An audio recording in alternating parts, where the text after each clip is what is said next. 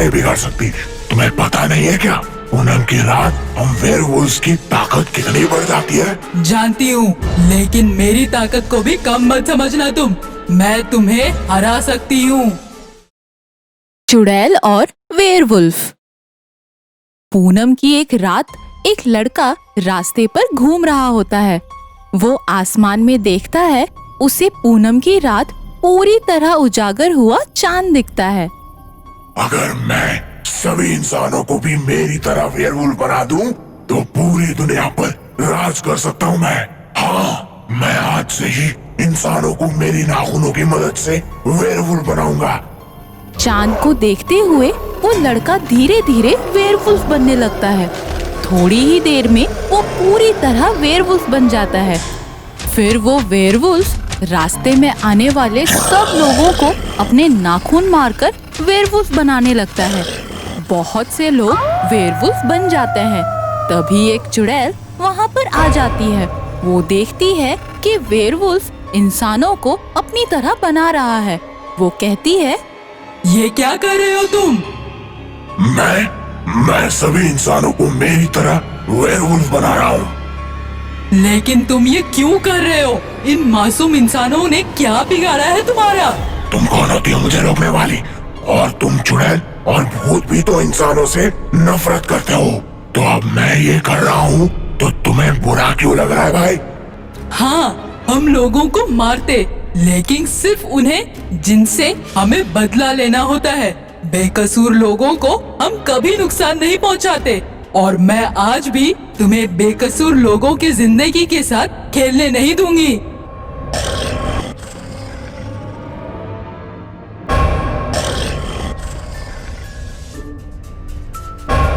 इतनी आसानी से तुम मुझे नहीं मार सकते। मैं अब भी तुम्हें कहती हूँ, उन सब लोगों को पहले जैसा बना दो और चले जाओ यहाँ से। बिल्कुल नहीं, और तुम मेरा कुछ नहीं बिगाड़ सकती। तुम्हें पता नहीं है क्या, पूनम की रात हम वेयरवुल्व्स की ताकत कितनी बढ़ जाती है। जानती हूँ, लेकिन मेरी ताकत को भी कम मत समझना तुम। मैं तुम्हें हरा सकती हूँ। अच्छा, तो ठीक है। अगर तुम हार गई तो मेरे रास्ते में नहीं आओगी तुम, और यहीं से चली जाओगी। और अगर मैं हार गया तो उन सभी इंसानों को पहले जैसा बना दूंगा। ठीक है। फिर दोनों में लड़ाई शुरू हो गई। वेयरवुल्फ चुड़ैल को उठाकर फेंक देता है। चुड़ैल फिर से उठकर वेयरवुल्फ के सामने आ जाती है। वेयरवुल्फ छलांग मारकर दूसरी तरफ जाता है।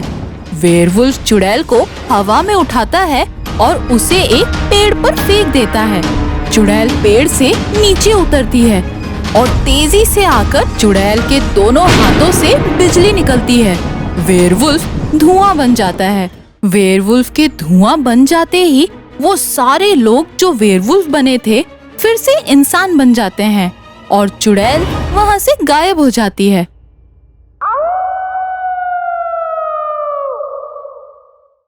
चुड़ैल का बदला। रिया और अनुज बचपन से ही एक दूसरे को अच्छे से जानते थे। दोनों ने साथ में ही अपनी स्कूलिंग की थी और अब परसों ही उनकी एंगेजमेंट हुई। और फिर वो अपने लोनावला वाले फ्लैट में कुछ दिनों के लिए घूमने चले गए। देख लो अनुज, मैं पहले ही बता रही हूँ कि जैसे ही मैं शादी करके इस घर में आऊंगी, सबसे पहले तुम्हारे ये भूतिया कर्टेन्स उतार के फेंकूंगी। पूरे घर में हर चीज सफेद सफेद टांग रखा है तुमने तो। अरे ठीक है माँ मेरी, जो बदलना है इस घर में बदल देना, मुझे कोई दिक्कत नहीं है। रात को दोनों ने साथ मिलकर खाना बनाया और डाइनिंग टेबल पर बैठ के खाना खाने लगे। तभी अचानक से तेज हवाएं चलने लगी और खिड़कियां दीवारों पर बजने लगी। लगता है बारिश होने वाली है। कहीं लाइट ना चली जाए। चलो जल्दी जल्दी खिड़कियां बंद कर देते हैं। दोनों खिड़कियां बंद करने लगते हैं और तभी रिया को खिड़की के बाहर एक अजीब सी डरावनी शक्ल की औरत दिखाई देती है, जो कि उसे ही घूर रही होती है। वो डर के मारे चिल्ला पड़ी, अनुज जल्दी आओ, यहाँ कोई है। वो औरत वहाँ से मुझे देख रही है। रिया कोई नहीं है यहाँ, तुम खुद ही एक बार बाहर देखो, तुम्हारा वहम होगा। और सचमुच जब रिया ने बाहर देखा तो वहाँ कोई भी नहीं था। और तभी अचानक से लाइट चली गई और अनुज मोमबत्ती लेने अंदर किचन चला गया। और तभी अंधेरे में किसी ने रिया के हाथ पे एक डायरी थमाई और जब तक अनुज आया वहाँ कोई नहीं था। रिया ने उस डायरी को अनुज से छुपा लिया। रात को अनुज के सोने के बाद उसने वो डायरी पढ़ा कि किसी लड़की की थी। ये तो किसी लड़की की डायरी है, मगर कौन थी वो और वो अंदर कैसे आई और मेरे हाथ में ये कैसे आ गया? फिर उस डायरी में एक लड़की की तस्वीर थी। लगता है ये डायरी इसी की है, मगर ये मुझे देने का क्या मतलब हो सकता है? उस डायरी को पूरा पढ़ने के बाद उसने जाना कि वो लड़की जो कोई भी हो वो अनुज से जुड़ी हुई थी, क्योंकि उस डायरी में घर के ओनर को लेके लिखा गया था जो कि अनुज था। अगले दिन रिया ने बड़े गुस्से में उस लड़की का फोटो दिखाया। फिर उससे पूछा, अनुज सच सच बताओ कौन है ये लड़की और इससे तुम्हारा क्या लेना देना था? तुम्हारे चक्कर में ये मुझे हर जगह दिख रही है। अनुज ने घबराते हुए कहा, तुम्हें ये कहाँ से मिली? देखो तुम इस मामले से दूर रहो। ठीक है मत बताओ, मैं भी ये सब जाने बगैर तुमसे शादी नहीं करने वाली। यार तुम भी कैसी जिद पकड़ के बैठ गई हो। ठीक है सुनो, ये ऋषिका है, मेरे दोस्त राज के साथ रहा करती थी और अचानक से एक दिन उसे धोखा देके किसी और के साथ भाग गई थी वो। और रही बात ओनर वाली बात की, तो मैंने राज से ही ये घर खरीदा था। कुछ दिन बाद राज उस घर पर आया। अनुज कहीं बाहर गया हुआ था और तब रिया घर पर अकेली थी। अरे भाभी, अनुज घर पे नहीं है क्या? नहीं राज भैया, वो थोड़ी देर में आ जाएंगे, आप बैठिए। और जैसे ही रिया किचन गई, उसे बाहर से कुछ आवाजें आई, तो वो दौड़ते हुए बाहर आई। तो उसने देखा कि राज आराम से कान में ईयरफोन्स लगाए गाने सुन रहा था, मगर वहाँ वो चुड़ैल पंखे से लटक कर बैठी हुई थी। रिया भागते हुए राज के पास आई। भैया ऊपर देखो, जल्दी चलो यहाँ से। तुम यहाँ देखो, मुझे कुछ मत करो, मुझे माफ कर दो। मैं तुझे कैसे छोड़ दूं? मैं तो तुझसे शादी करने वाली थी ना। तू मुझे धोखा देके कहीं और चला गया और फिर अपने गुंडे भिजवा के तूने मुझे मरवा दिया और तू कह रहा है कि मैं तुझे माफ कर दूं? मैंने तुझे अच्छे से जान लिया है, तू किसी भी लड़की की इज्जत नहीं करता, तू सबको गंदी नजर से ही देखता है। राज ने तुरंत बगल में रखे गए चाकू को उठाया और रिया के गले पे चाकू रखते हुए कहा, बहुत सही पहचाना है तुमने, और मैं ये भी अच्छे से जानता हूँ कि तुम किसी को नुकसान नहीं पहुँचाओगी। अब मुझे जाने दे यहाँ से। और अनुज ने ये सब कुछ देख लिया था। पीछे से आकर राज के हाथ से चाकू छीन लेता है और उसे बहुत मारता है। मत मारो इसे, इसकी सजा मैं इसे दूंगी। मुझे माफ कर दो, मैंने भी तुम्हें कहीं ना कहीं बहुत कोसा है। और फिर चुड़ैल ने उसे गर्दन से पकड़ा और उसे लेके अपनी दुनिया में चली गई।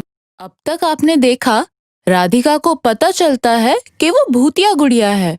वो खुद चल फिर सकती है, वो गुड़िया किसी को नुकसान न पहुंचाए, इसीलिए राधिका गुड़िया को घर के बाग में दफन कर देती है।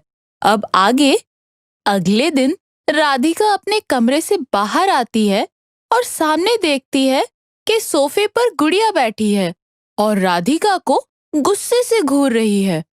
राधिका डर जाती है। राधिका चुपचाप किचन में चली जाती है।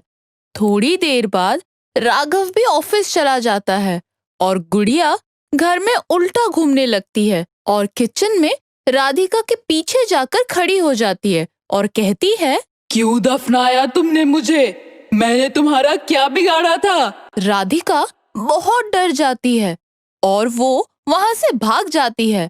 रात को अपने कमरे में राघव से बात करती है। राघव, मैं तुमसे बहुत जरूरी बात करना चाहती हूँ। हाँ राधिका, बोलो। हमने जो वो गुड़िया खरीदी थी, वो सच में एक भूतिया गुड़िया है। उस दिन मैंने तुम्हें कहा था कि वो खुद सोफे पर आकर बैठी थी, लेकिन तुमने मुझ पर यकीन ही नहीं किया। मैंने तुम्हें कहा भी था कि घर में किसी की हंसी की आवाज आ रही थी। मैंने तुम्हें बोला था ना? हाँ राधिका, वो तुम्हारा वहम होगा। नहीं, मुझे कोई वहम नहीं हुआ है। कल जब तुम्हारे ऑफिस जाने के बाद मैंने हमारे गार्डन में गड्ढा खोदकर उस गड्ढे में उस गुड़िया को दफना दिया था ताकि वो किसी को कुछ नुकसान नहीं पहुंचाए, और आज सुबह उठकर जब मैं हॉल में गई तब वो गुड़िया सोफे पर बैठी हुई थी। ये क्या बोल रही हो तुम? ऐसा कैसे हो सकता है राधिका? तुम्हें मुझ पर यकीन नहीं है? चलो गार्डन में, वो गड्ढा अभी भी वैसा ही है। प्लीज मुझ पर यकीन करो, मैं सच बोल रही हूँ। राघव को राधिका के बात पर यकीन हो जाता है। वो कहता है, ठीक है राधिका, तुम घबराओ मत, कल हम उस गुड़िया को जला देंगे, फिर वो वापस और कभी नहीं आएगी। कमरे के बाहर खड़े रहकर गुड़िया ये सारी बातें सुन रही थी। उसे राघव पर बहुत गुस्सा आता है। अगले दिन राघव हॉल में बैठा होता है और राधिका नहाने जाती है। तभी वो गुड़िया उल्टा चलते हुए राघव के पास आती है और राघव का गला दबाने लगती है। राधिका बाहर आती है और देखती है कि गुड़िया राघव का गला दबाकर उसे मार रही है। वो राघव के पास जाती है, तब तक गुड़िया राघव को मार चुकी होती है। राधिका रोने लगती है और गुड़िया बाहर चली जाती है। और अब घर में राधिका बिल्कुल अकेली होती है। गुड़िया उसके पास आती है और राधिका डर जाती है। डरो मत, मैं तुम्हें नहीं मारने वाली। तुम्हारे वजह से तो मुझे इतना अच्छा घर मिला है, लेकिन तुम्हारे पति ने मुझे जला देने की बात की, इसीलिए मैंने उसे मार डाला। मैंने किसी का क्या बिगाड़ा था? मैं तो सिर्फ यहाँ तुम लोगों के साथ रहने वाली थी। तुमने भी मुझे दफना दिया था, लेकिन मैंने तुम्हें माफ किया और चुपचाप बैठी थी। वो मुझे मारने की बात नहीं करता तो आज जिंदा होता। तुम भी याद रखो, मैं इस घर को अपना घर समझती हूँ, इसलिए आज के बाद मुझे इस घर से बाहर निकालने की सोचना भी मत, नहीं तो ठीक नहीं होगा। राधिका डर के मारे कुछ बोल ही नहीं पाती। उस दिन से गुड़िया घर में आजादी से घूमने लगती है, जहाँ चाहे बैठती है। एक दिन पूरे घर में घूमने के बाद गुड़िया के पैरों में दर्द होने लगता है। वो राधिका से कहती है, सुनो, इस बड़े घर में घूमकर मेरे पैर दर्द करने लगे हैं, आकर मेरे पैर दबा दो। ठीक है। फिर राधिका कुछ सोचते हुए गुड़िया के पैर दबाने लगती है। अगले दिन राधिका एक कारपेंटर को घर बुलाती है और बोलती है, भैया आप मेरा पूरा घर अच्छे से देख लीजिए, मुझे मेरी गुड़िया के लिए ऐसा ही घर बनवाना है। ठीक है। थोड़े पैसे ज्यादा लगेंगे तो भी चलेगा, लेकिन घर पूरा ऐसा ही होना चाहिए। फिर कारपेंटर घर देखकर चला जाता है। कुछ दिनों बाद कारपेंटर राधिका के घर जैसा ही एक घर बनाकर लेके आता है। राधिका वो घर देखकर खुश हो जाती है। उस घर के हॉल में एक सोफा भी लगा होता है, जैसे उस गुड़िया को पसंद होता है।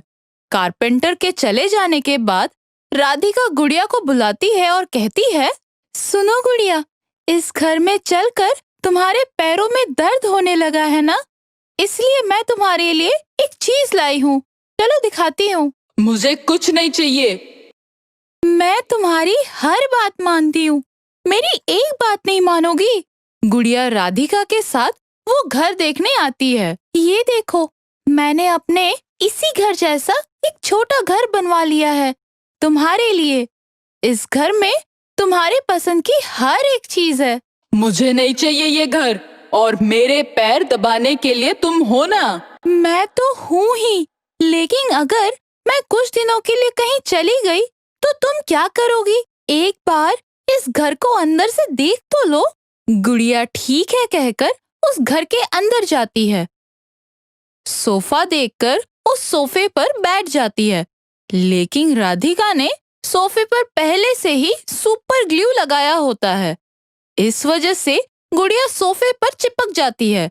बहुत कोशिश करने पर भी वो सोफे से नहीं उठ पाती।